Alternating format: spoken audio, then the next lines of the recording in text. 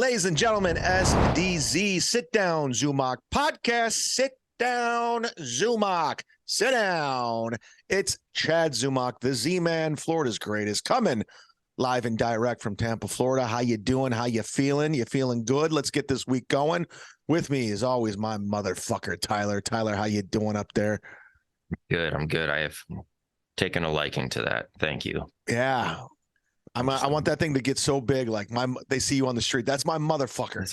Oh, dude, can you imagine? Next time I go up to Cleveland, if I'm walking down the street, if I'm heading over to the map room and I just hear, "That's my motherfucker." That's catching on. Hey.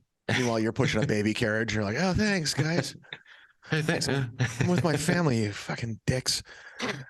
No, I don't take my family to Cleveland. Good for you. You're a good father, good husband.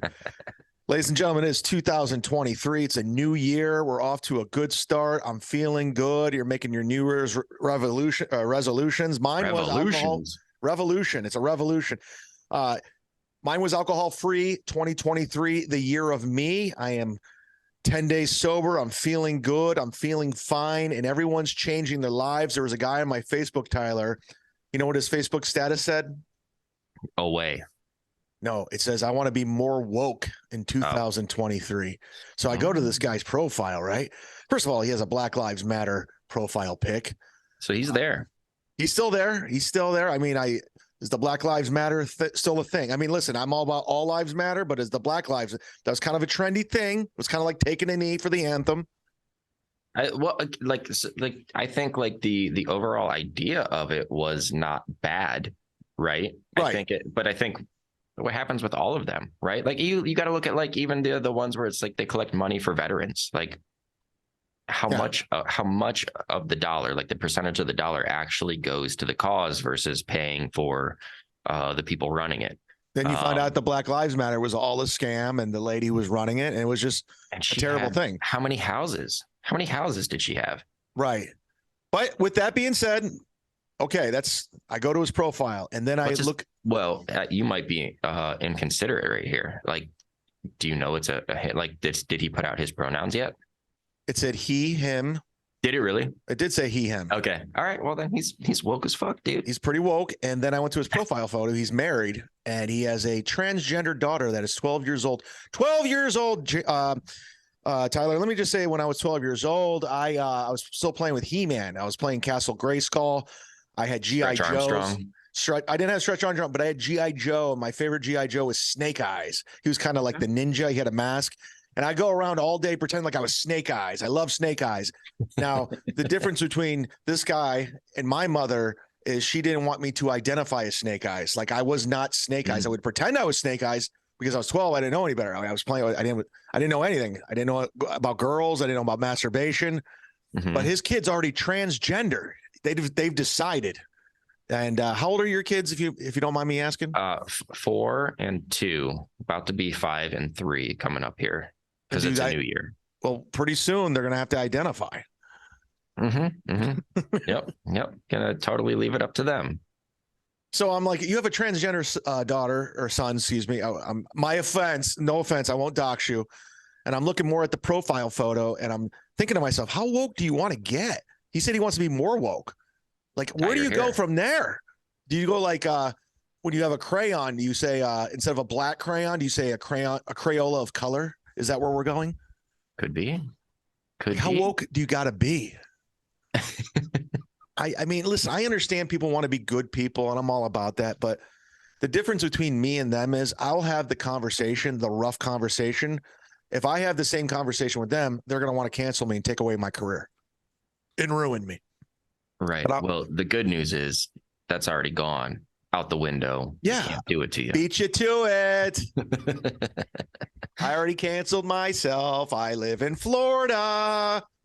I don't know how to handle that though. Like if that's something that's coming my way, years down the road here, I truly do not know how to handle it. One, as a parent, you want to be supportive, right? At 12? 2, as me, I'm not going to speak for anyone else. I would be angry, upset. I'd want to laugh at my kid. for wanting, like, I would sign them up for some more like science classes, right? Like just like learn about the human body and why that's just not the case. That's why like you're not what you want to identify as, and that's why that's not a real thing. I would call my daughter a fucking idiot if she said she was transgender at 12. I'm like, you're a fucking idiot. Let's revisit this in 8 years, you dummy. Read, fucking figure it out. You know, you got a lot of time on your hand. Like I said, I thought I was Snake Eyes when I was 12. Sure. I mean, are you? You've never kissed a girl. You've never kissed a boy. You've never done anything. You've never had any life experience. Your brain's still forming. You haven't even hit puberty. There's a whole life in front of you, and they're good. Just these parents are just okay. She's just trans. She's a he. He's fuck you. That's child abuse. Yeah, but I can't even see past your glasses, and you might be Snake Eyes. Well, I'm going blind. I don't know if you know this. Ever since I quit drinking, like I cannot read. Everything's blurry. It's like watching a 3D movie without 3D glasses. So it's brutal. Well, and you could be a dangerous driver, and in that case, I would say you're going to need to start drinking in order to not get in a car accident. I'm good on this. I'm actually focused. I'm in the pocket, guys. Ladies and gentlemen, I'm alcohol free in 2023. And a lot of people are doubting me. They're saying I won't last. I'm a piece of shit.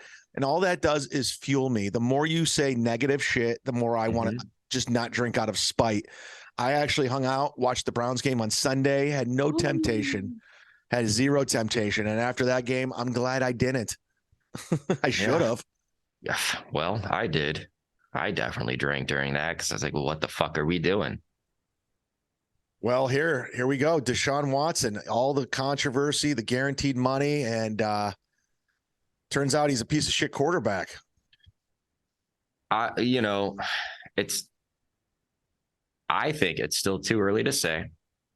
He does not look good though. Right. But I don't know. It's not like Brissett would ever be the answer. I think we would have wound up with a better record this year if we kept Brissett playing and not put Watson in. But you had to put him in. You have to, whether it's because of the deal you gave him or because you only had Brissett for 1 year. Like Brissett's not a Cleveland Brown anymore. He's not. He got himself a good job doing what he did this season. I think he's going to get picked up somewhere, and he did a very good job. He's one of those, what do they call them? Like the journeyman. Yeah. Like absolutely. Like he took the Colts to the playoffs after Andrew Luck just abruptly retired. Not, it was warranted for sure. All of his injuries and all that. It was just like a weird timing. And he could have took us to the playoffs. I do think that but you spent so much money on Watson, you had to let him play. Well, at least we have draft picks. Wait a second. Never mind. But that leads us to the chaos of the Cleveland Browns organization. Listen, I know this is not just a Cleveland podcast. This is national news. Deshaun Watson was a national case. And look at the Browns helmet in the back. Number 19 himself, the Cleveland Brown, everyone loves, our favorite, Bernie Kosar. What is up with this? Did you see this? They severed ties. The Cleveland Browns have done everything in their power to disrespect their alumni since they've come back from 99. They've shit all over this Bernie Kosar, who's beloved in the city. They severed ties with Bernie Kosar after he bets $19,000 on the Browns-Steelers game. But here's the thing, Tyler. They just legalized gambling in Ohio. So that's the reason why he was doing it. And also, all proceeds of the 19,000 was going to charity. Correct. So now nothing went to charity, unfortunately. Unfortunately, it was a dumb bet. He lost $19,000, and he bet $19,000 because he wore number 19. It was kind of a cool little radio gimmick. Yep. And he was just doing it for on-air fodder. And the team, they went ahead and they just said, you got to go. Sorry. This is a bad look for our organization, even though Deshaun Watson had all those criminal allegations against him. But Bernie Kosar betting $19,000. Whoa, back up the fucking truck. That's crossing the line. Dude, it doesn't make sense. It's not like he's a coach. He's not a player. So why is he not allowed to, right? So it was the sports book was was it Tipico? Is that the name? I can pull it up right now. There's a few real popular ones that Tipico Sportsbook, right? So the popular ones were obviously DraftKings, FanDuel, and then Barstool, BetMGM, Bet365, and Tipico. Tipico did a great job with their marketing by getting Bernie Kosar. So chances are Bernie probably didn't lose money. He probably made money just by doing that, right? It put $19,000 down on the Browns to win because obviously, right? Like, did Pete Rose ever bet against the Reds? I think so. Maybe I could be wrong. I don't know if he bet against them. I think he bet for them, or like in which case, like even that, good. Don't you want your coach to bet on you? Yeah, he's betting on himself. Right. But I mean, sure, like the Pete Rose thing makes a little more sense than this. Like, this is just like, what are you doing? Like, even in the early days of UFC, like there's just the Joe Rogan podcast where he was talking to Dave Portnoy with Barstool, right? And of course they're talking betting. They have like I just said, the Barstool sports book. And Rogan told him, he said, in the early days when no one knew anything, he's like, I was putting money down and I was making good money because sports books didn't know about these guys yet, right? Guess what? He's fine. There's no retroactively going back and like, well, you can't do that. I don't think he can do it now, and I don't think he does. But what is the issue with him doing? Just because, like, was he, like, for these broadcasts or whatever, was he being paid by the Browns? Probably, I guess. Well, it was ESPN 850, which is the Browns' flagship station. Now that leads me to this. When I was on WMMS in Cleveland, we were the Browns' flagship station. We had ownership of the Browns. So are you saying if I were to place a bet on the Browns, I would have been dismissed because we were the flagship station and I was a broadcaster? You in particular, yeah, they definitely would have held it against you. Well, it just in general. If anyone from Rover's Morning Glory, no, they'd be fine and they would promote it. You know? but it's the same situation. Bernie Kosar is not playing. He's not a coach. He's not he has no skin in the game. He can't manipulate the outcome of he could just kind of give his opinion. So he's doing it. He's just broadcasting exactly what I would be doing. So if you're a fan, okay, so say if you work for the gift shop, you work for the Cleveland Browns and you place a bet, do they have to let that person go too? Of course not. Right? Like, of course not. They wouldn't even waste their time investigating that because it's a minimum wage job. But that doesn't make it right. But that's just the truth. Yeah. So Bernie's dismissed. He's gone. It's bullshit, in my opinion, but that's the way the world goes. Do you remember the first time that they let Bernie go? This is the second time now. He was drunk on the air. He sounded drunk. He wasn't drunk, though. Like, he's not drunk. That's just how he sounds. Like, the dude took hits. Like, everyone saw the Brett Favre article come out where Brett Favre is estimating that he's had at least 1,000 concussions, which I can't get behind. I don't believe it. I like, unless he sat there and watched all of his tape from his entire career going back to high school, right? I cannot get behind that. 100 would be more realistic, and 100 I think is even high. But yeah, I mean, that's the same shit with Bernie. Like, he definitely had concussions, right? And now we see how he speaks and all that, but it's not like he's not there. He's a smart guy. He's a loved guy. He's a Cleveland great, a Cleveland goat, right? Mm-hmm. So, like, as a Browns fan, it's very, very upsetting because it just makes no sense. He's getting behind the thing that has just become legal in Ohio, the same way that I did. I'm not going to get in trouble for betting on the Browns or betting in general. Why would he have gotten in trouble if he bet on a different team? That's the problem I have.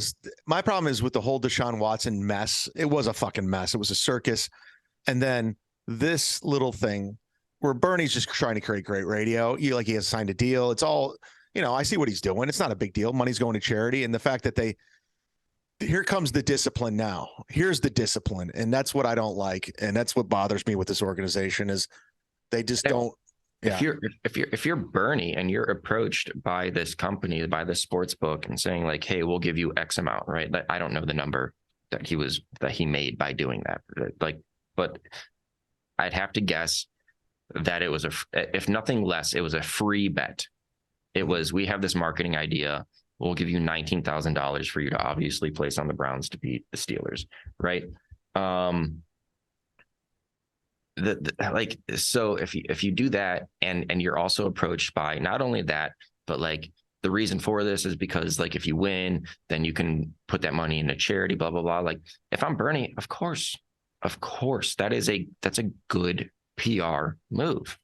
One, I'm promoting like the betting that is now legal that people are going to find regardless, but two, I can get Browns fans pumped up, want to bet with Bernie, right? Like, maybe Bernie should now start like his own thing where it's bet with Bernie, right? And he just live streams and you watch Bernie sweat out his Browns bets.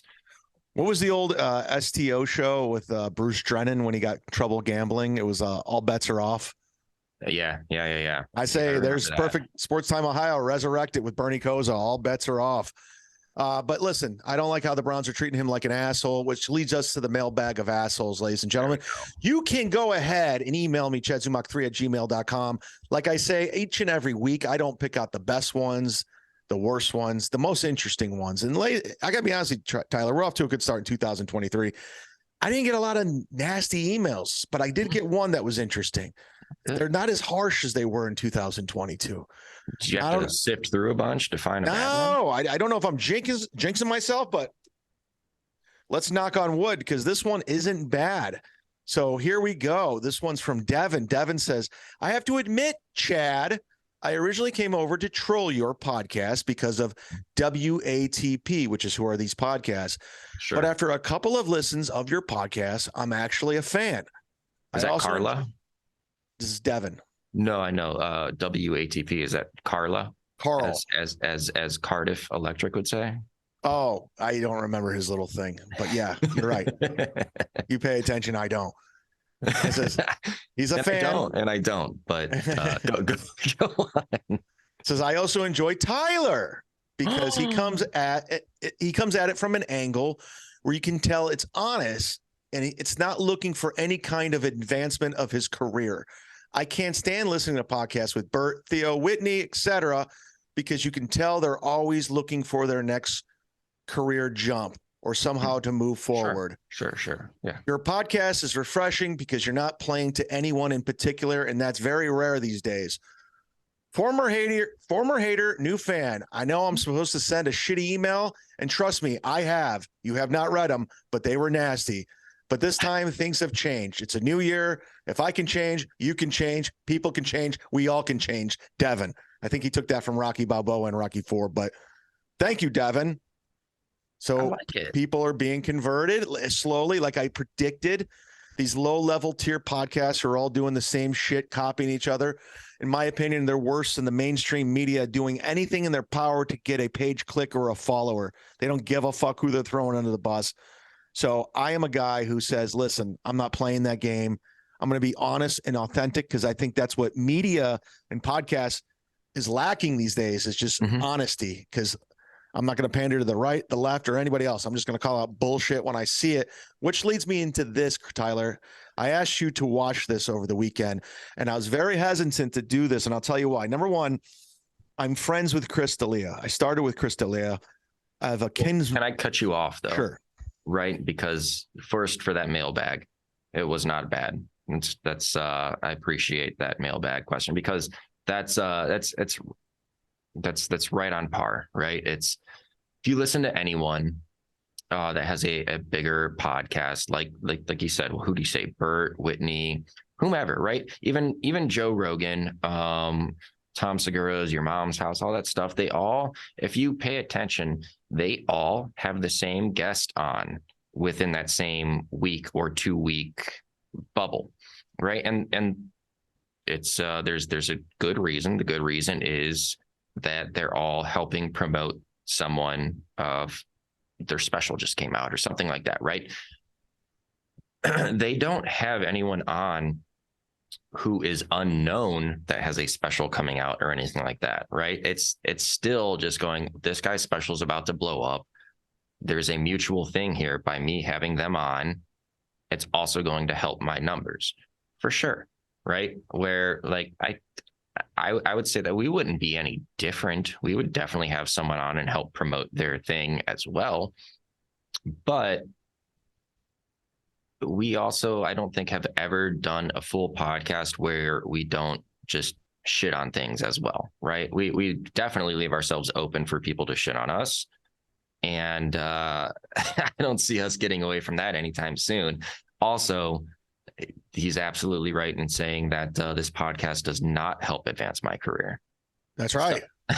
If anything, it's detrimental. If it, like an audio clip gets back to your employer, they're like, "What the fuck is this?" I'm just waiting for HR to pull me in. Like, come on, what are you doing? Look what happened to Tony Mazur. You had Gino Bisconte on, and they fucking fired him. Oh, see, I don't know that story. Yeah, Tony was a program director at a radio station, and he was doing the podcast on the side on his Patreon, and he would have Gino on for some reason, and Gino would scream the N-word, and his program, I guess his boss he on Tony's podcast. It was on a Patreon though. It was behind the paywall, but lo and behold, Tony didn't realize one of his management was subscribed to the Patreon, keeping an eye on him, and terrestrial radio with their knee-jerk reactions, they can't.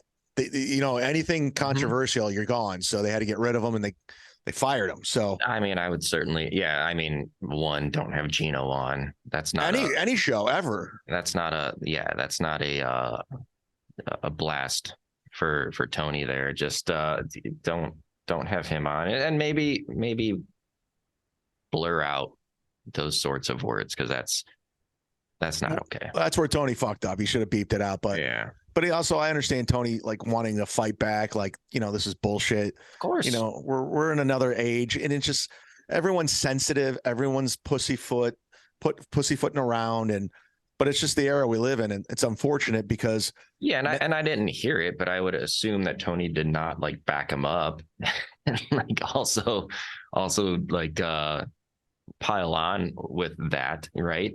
If anything else, it's a platform that he has, and it just kind of solidifies Gino's character. And I don't know Gino, but he's a piece of shit.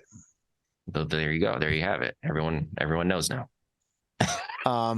So let's continue with the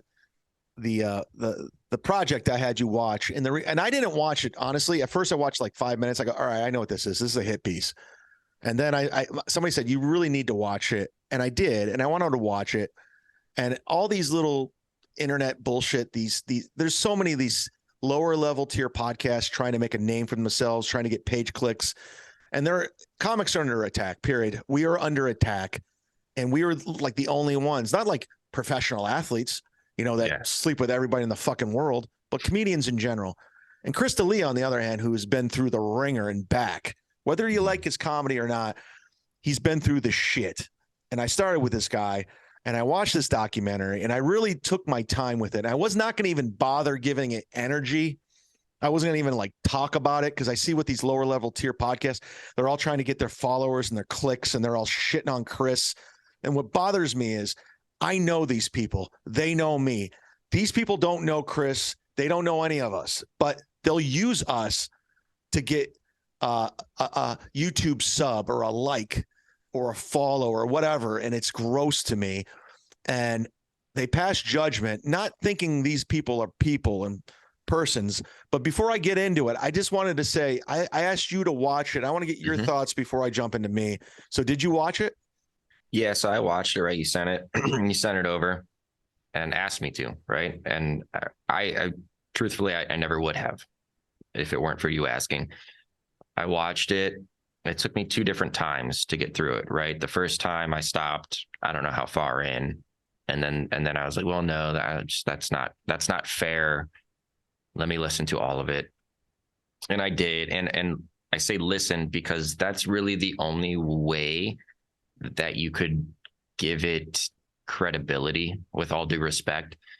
The like to say that it's like a video or a documentary that you should watch, I don't think is fair. It's more like like if you ever listen to the podcast Serial, right? Where I think like the first season was really the only good one, but it's an audio thing. And the reason I say that is because every victim that he talked to is not on video. It's only a phone call. And that phone call kind of quality does so well when you're listening to it, because it seems investigative, right? Like it's like but all of the B-roll that's layered over top is just this silly VHS tape sort of lines of just Chris on stage, right? And then they'll cut to him and his podcast, which is whatever, like especially if you're just pulling up shit from his podcast. Like his podcast, the whole thing was, and it's admitted in there that it's a joke, right? The whole daddy thing, the cult thing, all of that. I never really like enjoyed his podcast, if I'm being honest with you. I never listened to a lot of it. You know, I had some down weeks where I was looking for content, and I did turn it on, but it's whatever. But like, there's so many questions left, even with that documentary, if you will, because it's just like, man, did he end up doing things wrong and incorrectly? Probably, you know. I don't know how many allegations there were, but you could take that same approach where even if a fraction of them are true, that sucks, right? I also have to think to myself, this guy has had not only a successful career, he grew up in just a successful household, right? Like always a good life. And would you say like a Hollywood life, right? Like what was his dad's job? His dad was a higher up somewhere, right? Yeah, he worked in he was in the business. He worked in network TV. Yes, he was a part of that, but I'm gonna wait till you get done with your take till I get into mine. So my thing is like, that's an easy thing to target. And before I get to the last point, the second to last point here is, I think it was kind of annoying when I heard, it was his name, Kyle Anderson, the guy who did it. Yes, the comedian, the LA comic who went out of his way to put this thing together. So he puts this thing together, and then at the end basically promotes himself, right? And so that's where I was like, God damn, like leave that out, right? Because if we're on your channel, your YouTube channel, and anyone has any sort of interest in this, they're gonna know then who you are and look you up, look at your past work, yada yada yada. You basically promoted yourself. But I will say that he's a great storyteller. I don't know anything about his comedy. It's probably decent based on how he was able to construct that story. And lay out the timeline and have things mesh together. I think it was well put together. But the only person that I think that held credibility was the tour manager or whatever that was on camera, the only guy that was on camera, right? So he was the only piece that I feel like was credible. And that's not to discredit the victims. It's just that I didn't see you. I couldn't see you. I couldn't grab that sincerity out of you. It's just allegations, right? And if this guy is still touring, nothing had happened. He's still happily married. That's what's tough. That's what's tough, to put the pieces together, because if he really did do wrong, there's people who are more successful than him that were taken down. So I don't know. I don't think Chris is probably the best guy in the world, if I'm being honest. I think that there was wrongdoing. I think that he probably is some sort of horny dude. I think that he probably was raised in this way where he probably did get a lot of what he wants, right? I don't know the extent of it all, and that's where I kind of like bow out. I'm just like, I don't know. There's nothing super, super credible here. And when the whole thing ends, it's a guy promoting his own stand-up. That's what was rough for me. Okay. You know, At this point, can I borrow the soapbox? go for it. Yeah, All right. pass it on over. Here we go. Ladies and gentlemen, before I get into this, let me say I was very hesitant to talk about this because I see all these hit pieces on comics. I see comic on comic crime. I see people trying to take down comedians. It was the whole Me Too movement and everything else. It was just out of control. And there are real victims out there, real genuine victims that are getting overshadowed by pretend victims and people with who are just slighted, or they want to get revenge, or they want financial gain. And that's what's sad about this. I will tell you this about Chris D'Elia. I've known Chris D'Elia since I've started. Are we the best of friends? Not at all. Are we cool? Can I text him right now? He'll get back to me? Absolutely. And he has. And he actually, when he was getting bombarded during the Me Too movement, and I saw comics turn on him and just shit on him on allegations. By the way, let's just remind everybody, there has been no criminal activity whatsoever. There's been no arrests, no warrants. There's no, it's all been he said, she said the whole time. So let's just remind everybody that. So I texted him. I see a pylon, I get gross. I was a part of a couple pylons, especially with the patent thing and a couple other things. I didn't realize. So I understand I understand being on the other side of that. It doesn't feel good, no matter how successful you are, no matter if you came from a family of privilege or whatever the case may be. I'll tell you the Chris D'Elia I know. Chris D'Elia is a guy we started on the same day. Haha Cafe, laid down $5 for open mic, 5 minutes, boom. Every single shitty open mic I went to in LA, Coffee Bean, wherever, Chris D'Elia was there every single time. We got to know each other. His work ethic was undeniable. I was starting out, I wanted to be really, really good. So I was going to every open mic. I wrote every day. I was disciplined. Chris D'Elia was the same way, even though, like he said, his dad was in TV. This guy was trying to make a name for himself on his own. He never really used his dad's connections. He was he got passed at the Laugh Factory on his own. He got passed at the Comedy Store. I think he was opening for Joe Coy. He was doing it. He was a workhorse. He was out there.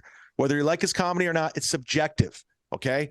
But I will tell you this, Chris D'Elia was a workhorse. He loved comedy. He loved stand-up. And next thing you know, I moved to Cleveland. I got the radio job. He's on TV with Whitney Cummings. He's on the TV show Whitney. And then he goes Undateable.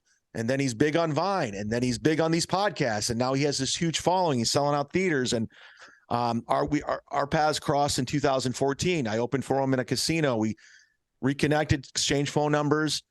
And, from there, he offered me a lot of work to open for him. He didn't have to do that.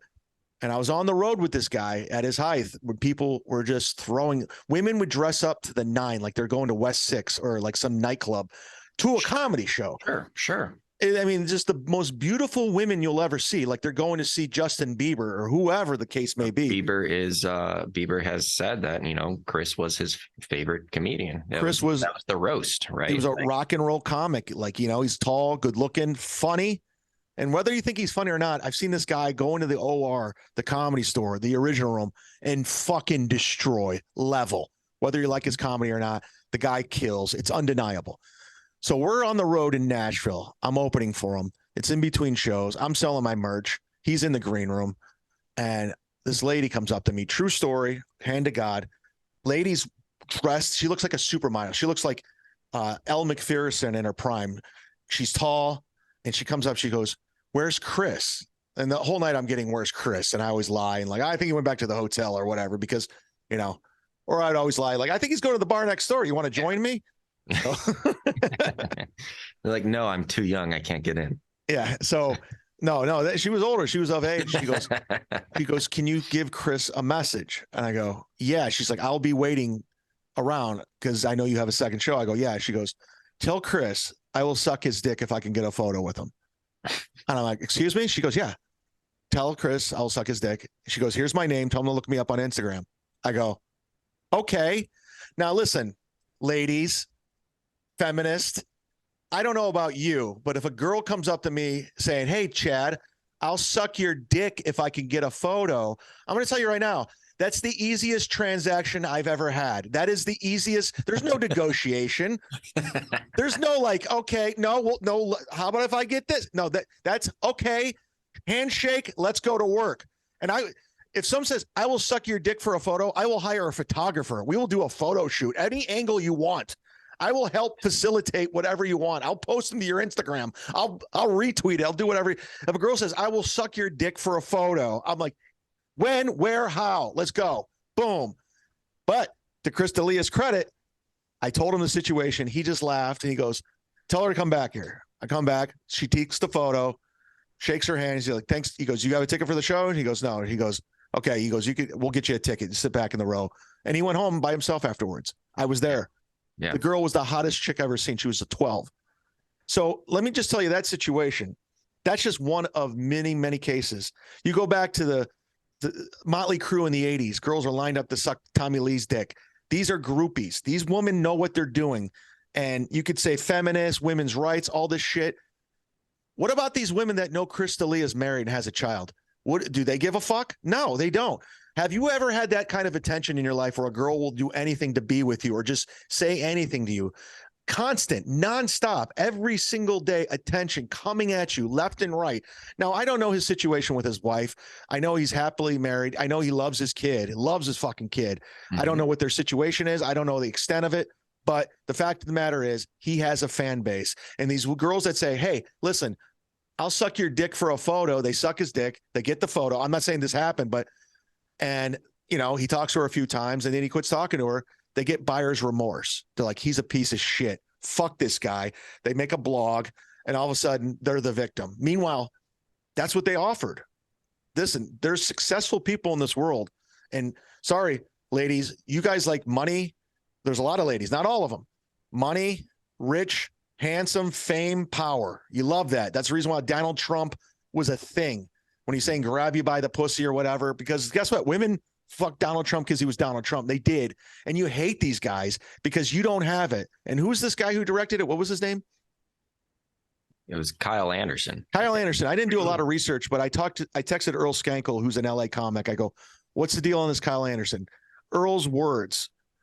He's a funny guy. He's a good dude.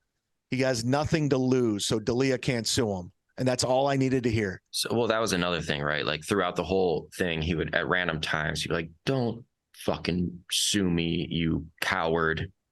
But, you know, based on where everything is legally, like Chris probably could. Yeah. He probably has the grounds to sue this guy, you know, but what if you do that, you're spending money, you're not going to get anything in return because this guy probably doesn't have, you know, with all respect to him, probably doesn't have much to give, right? If he lost that lawsuit anyways. So like, what's it worth? The whole trouble of going through that, you know? Well, I want to make sure, because I want to go, this is 100% accurate because. Yeah, and I think his name's Kyle Anderson. It is. Okay. And he's like, listen, I don't know Kyle Anderson. If you're listening, I don't know if this is going to get back to you. You know, I watched a little bit of your comedy. You know, it's whatever. I'm not going to judge your comedy because it was just like a quick clip. But I always I go to Earl. He's my go-to. He always tells me something. And he told me, word for word, he's got nothing to lose. Yeah. I go, he goes, my buddy made it. He goes, the recordings are pretty brutal.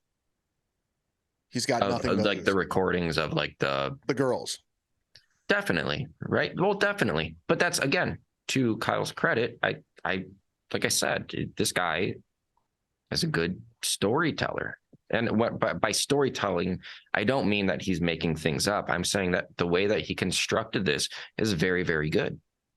With that being said, Chris D'Elia has done nothing illegal. And I will say this, if you want to take anything from this, if you want, okay, maybe he's not the nicest guy in the world to females. Maybe he's not on the up and up with that, but that's as far as it goes.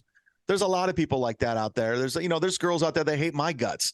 They think I'm a dick, and that's what it is. And you can get them on recording and they can make me look like the worst person in the world. And that's exactly what he is. Because Chris is, at the end of the day, he's a successful comic. He's a funny comic. He still sells out regardless, no matter who tries to take him down. He's still doing his thing. And you don't know his situation. You don't know him as a person for you to do this. Because guess what? You guys are such assholes. You want your page clicks, your followers. He has a fucking son that's going to grow up and read, oh, my dad's a pedophile because of some asshole blogger. And that's what pisses me off, because you don't know this guy and he's earned everything he's gotten with success. He's earned it, regardless if you think he's funny or not, or he doesn't deserve it. He's earned it. And this Kyle Anderson, listen, when I heard you have nothing to lose, and then at the end of the special, you're plugging your shit, you just use Chris D'Elia to put your career forward. You put your goalpost, you use this poor guy to step over him so you can make a name for yourself. So this is your legacy now, is a hit piece on another comic. That's your legacy, trying to take down another comedian. And it makes you look like a piece of shit, in my opinion. You look way worse than Chris D'Elia in this documentary. And I hope you got what you wanted out of it, because guess what? Chris is still going, and he'll continue to go no matter what. And all you fucking online bloggers, all you bullshit piece of shit podcasts that are shitting on Chris D'Elia. One guy, the fucking piece of shit in Minnesota, who's saying Chris D'Elia is a piece of shit. He cheated on his wife. This motherfucker got caught cheating on his wife while he was pregnant. This guy in Minnesota, this steel camel toe fuck. So you lost all credibility calling out somebody who's more successful. You're just jealous. You don't have the fan base. You don't have the followers. You don't have women fawning on. Listen, the Beatles could have fucked any chick they did. Led Zeppelin. I mean, it's like Chris D'Elia is a rock and roll chick guy who chicks like, period. That's what it is. Yeah, well, you just hit on a few things, right? I have some follow-up questions and comments here, right? So the first one is, you sent me this because you'd said a lot of people are talking about it. A lot of the people talking about it, I assume, are shitting on Chris, or what? Is there mixed reviews, or are they listening to it and going like, yep, that's fact? It's more mixed, because comedians, first of all, we're all gossipers. We're all bitches, all of us. Bert Kreischer, and he's listening. He's the biggest one out of all of us. There's no question Bert Kreischer has talked to people about this. I would put any amount of money in my bank down that Bert's gossiping about this. And Bert's another guy who's never stepped out to help Delia. When Delia's going on through all this shit, he's never said, hey, Chris is a good guy. And by the way, Chris has never asked me to do any of this. This is all on my own, because I don't give a fuck. But guys like Bert, they're supposed to be so-called friends. In fact, Bert was such a friend that he edited him out of his Cabin series on Netflix when the allegations were going down. He took out his whole segment with him and Whitney. I wonder how much of that was like Netflix versus him. I'm sure it was like a combined like agreement. I'm sure Bert didn't fight for it. Let's just say like, oh, wait a second. Right. So there are a lot of phonies like that, and they're gossiping about it. And I wasn't going to touch it because this will go away. This will fade away like it always does. And Kyle Anderson's going to sit there with his dick in his hand. He's like, I put 5.5 hours into this and no one's talking about it anymore. Yeah, because you're a fucking cuck. Your comedy can't speak on its own. You had to throw someone under the bus to get ahead.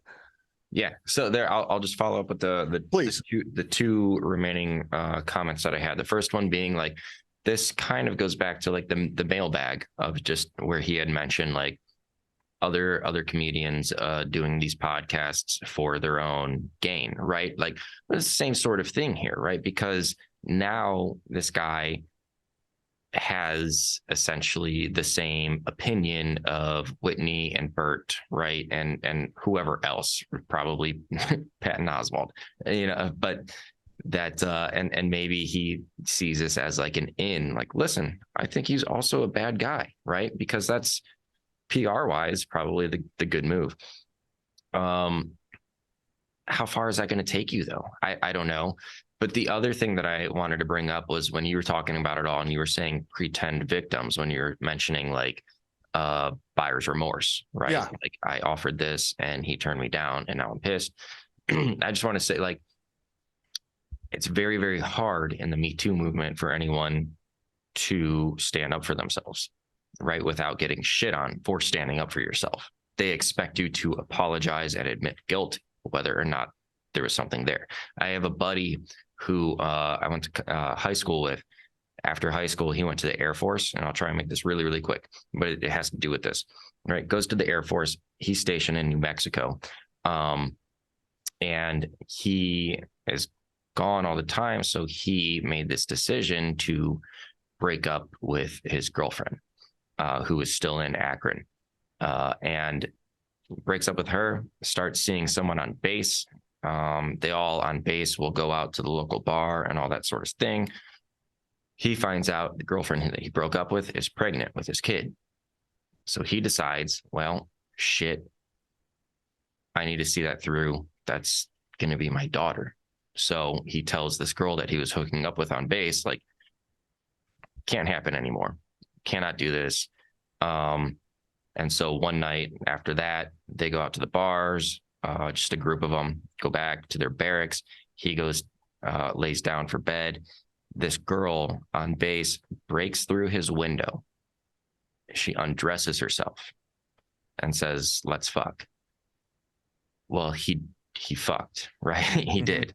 And what she did was immediately the next morning went to the office and claimed rape. Wow. Because, right? So this goes to martial court. Is that what it's called?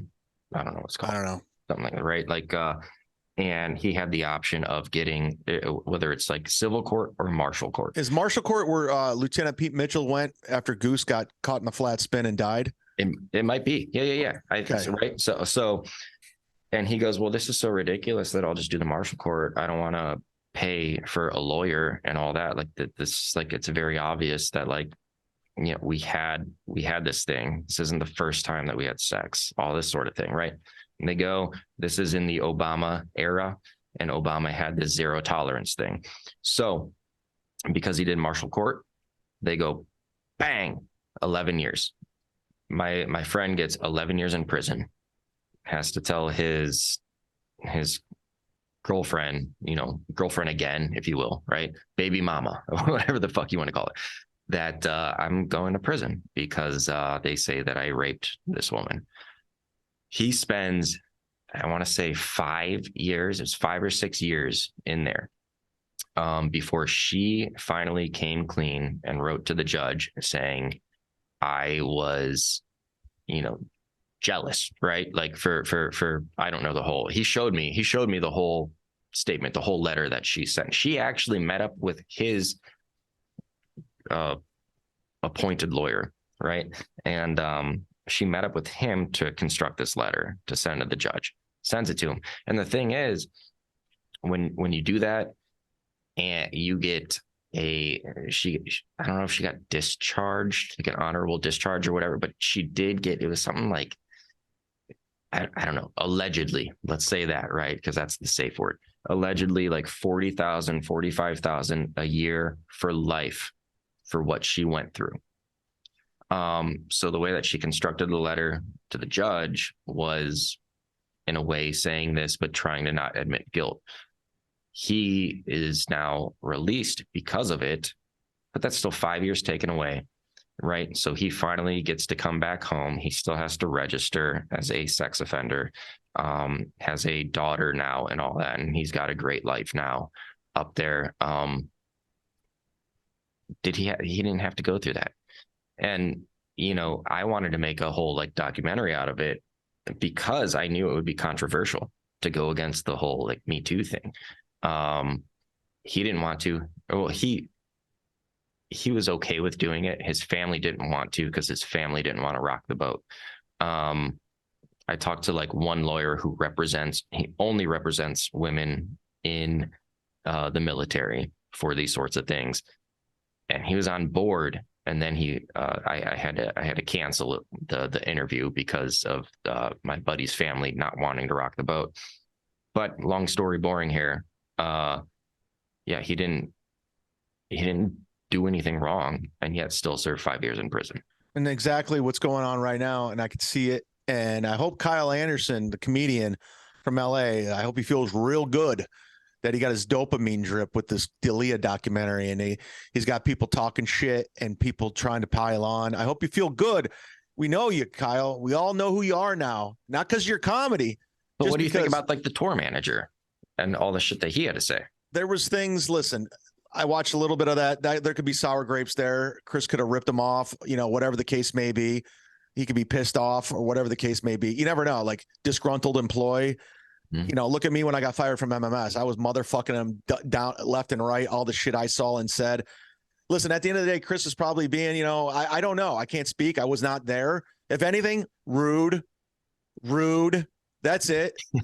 Well, it was interesting because like one of the things that they said out there was like, and this guy talking about the tour manager, I don't remember his name, said he has nothing to lose. He doesn't even live in LA anymore. He doesn't do tour managing anymore. He blah blah blah. I'm like, well, that means that he wasn't successful, and that this could be some sort of ticket then, Yeah. right? Like at least that's how you could translate it. Like, Everyone's looking for the next meal. Everyone's looking for the next their next get, and there's always a motive. I don't think this guy was some moral code guy. Like this guy was just like on the up and up. That's my personal belief. But I know Chris, and I know the guy. He's a good dude. He's a solid dude, thoughtful dude. Like I said, went out of his way to give me work when he ran into me. Very generous. I've never seen. You think about like the whole tattoo stuff though? That seems creepy, right? When the women are getting tattoos, yeah, he's probably laughing like they're actually doing this. Well, that's what it's like. Was this like a bit that gone too far? I don't know. Maybe. I don't know. I mean, I don't know the extent of it or who did it or why, but I'm going to say this. If you're a woman getting a tattoo of somebody, you're a retard. Seriously, you're just dumb. And if I tell you to get a tattoo and you do it, I'm going to laugh at you for being stupid. Well, and no one's giving Chris's wife enough credit, I don't think, right? Like, I think you're being a little sexist by just going and saying, well, and she just went along with it. She refuses to see everything. I'm like, but maybe she has more insight than you. You don't know what's going on in their relationship. You know, they're happily married. They have a good relationship. They seem in love. Like, you don't know what goes on behind those closed doors. You don't know what's being said. You don't know the insight. You don't know who's there, what's there. At the end of the day, Chris is a public figure. He's a sold out comedian everywhere. He has his own following. He has no Hollywood industry backing him right now, and he's doing it himself. And for people to keep gunning for this guy just because he's, successful. But no one's fucking gunning for him except this guy with this documentary. Yeah, but people love to pile on again, and they're all piling on. And guess what? He will continue to move forward, and he'll continue because all that shit, all that Me Too shit and canceling, it never happened. Shane Gillis is as big as it. Dude. Shane Gillis was just hanging out with Kid Rock. Like he was at the Buffalo Bills game. Like this, cool. Like, so good luck canceling comics. And when comics can't start canceling other comics, that's disgusting. So Kyle Anderson, congratulations, buddy. You did it. And guess what? All that hard work on Final Cut Pro, all those interviews, about a month from now, nobody's going to give a fuck. And you're going to have to write jokes, and you're going to have to figure out how to get noticed on your own and your comedy. Sorry, Kyle, you failed. With that being said, thank you for listening to the Sit Down Zumock podcast. Subscribe everywhere you get music: iTunes, Pandora, Spotify. I'm on Patreon. Ladies and gentlemen, if you want to support us, please go to the Patreon page, patreon.com/sitdownzumock, for as little as $3 a month. That's it. I'm the cheapest podcast out there. You can get extra contact Mondays with Mazer, solo episodes, giveaways, bonus. We got more shit coming. Tyler and I'm doing some live podcasts, live on YouTube. And I'm really motivated right now. I'm building an office, a studio in the back spare bedroom over here. I'm the best version I possibly can be. Why do people think you're homeless? Because they're retards. They just come up with shit. They make up shit and they try to make that the narrative. Like, that's how desperate these people are. They're literally just making up stuff for content at this point. So congratulations. So fucking, if you follow these people that are just making up shit for content, then you're just as dumb as the chicks getting tattoos of Chris Delia, because you're just that stupid. You're just that dumb. Your followers, your mouth breathers. But continue to support us. Tyler, you got anything you want to plug? No, sir. Never do. There it is. Full hour in the books this weekend, Thursday through Sunday. I will be at Wesley Chapel Side Splitters with Jim Florentine. 5 shows, Wesley Chapel, Florida. Looking forward to that. I haven't been there since last February, actually. At the end of January, I'm headlining Gregory's in Cocoa Beach. That's the 27th and 28th. Gregory's Cocoa Beach, 4 shows. ChadZumock.com. And if you're on YouTube, hit subscribe on Sit Down Zumock. I'm building up the YouTube page slowly and surely. Thank you so much. Count the troops. Bring home the votes. God bless you. Yakov Smirnoff rules. Good night.